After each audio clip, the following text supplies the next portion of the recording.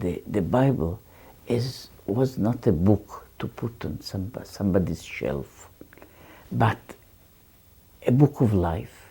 In the very not as a flowery word, but just as a very precise form of explaining what it is.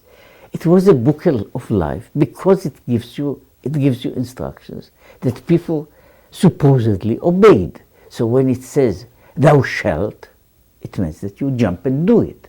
And if it says, "Thou shalt not," it means that you desist, and you may be punished harsher or less harsh for not obeying the things, which is true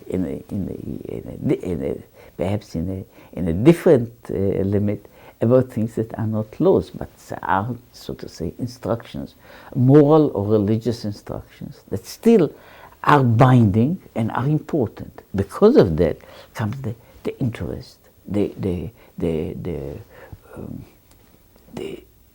attempt to find out all the meanings, every meaning, as much as possible. Again, if I'm speaking about instructions, there are instructions and instructions. If I'm dealing with a toy, the instructions are not that important. If I'm dealing, for example, with something that is, say, it's a bomb or a car, then the instructions become very much important, because I have to deal with them, and my understanding of them becomes essential.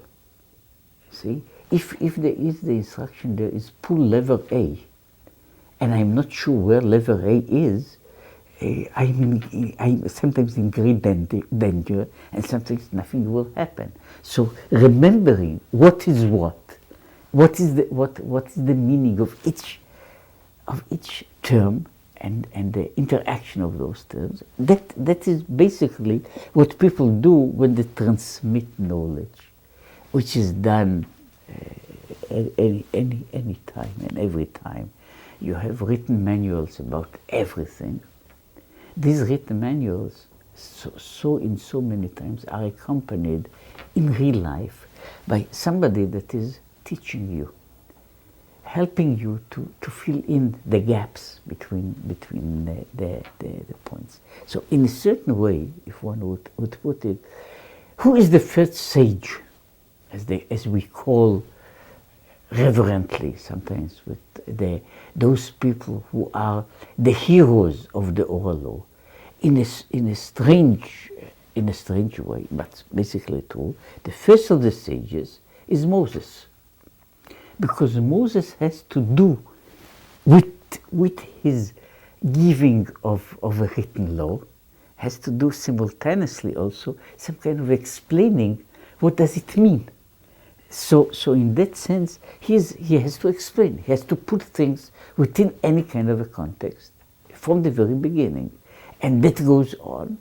In fact, since those times, there is, even when there is a time in which the written law is just being written, there is an oral law that is simultaneously operating, and obviously changing all the time, because the times are changing, and therefore things have to be explained in a different language, in different forms, using, of course, different comparisons and different parables. Certain things become unknown or not understood. Other things become clearer with the time, but all this changes. That was, incidentally, one of the main reasons why the oral law was kept intentionally and with even religiously as an oral law and not as a written law, up to about the end of the second, in fact, almost the beginning of the 3rd century. in the common era. Why? Because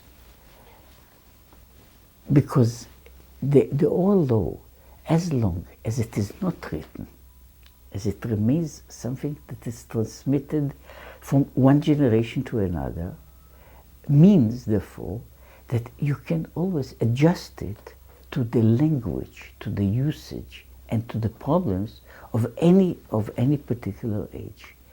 When it is written down, obviously, it gets involved into the same problematic as any kind of a written text, which means it needs on its own commentaries, explanations, a different level of an oral law, so to say, to explain the written oral law of the time.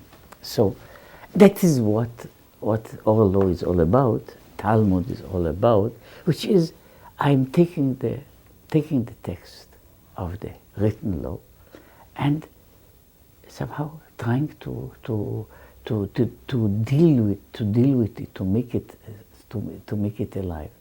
In that sense, that is so one of the keys to understand the Talmud as a book,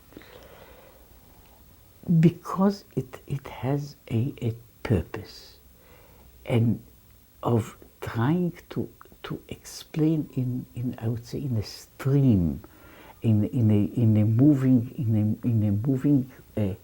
movement, a stable text. Therefore, the book in itself is in a move.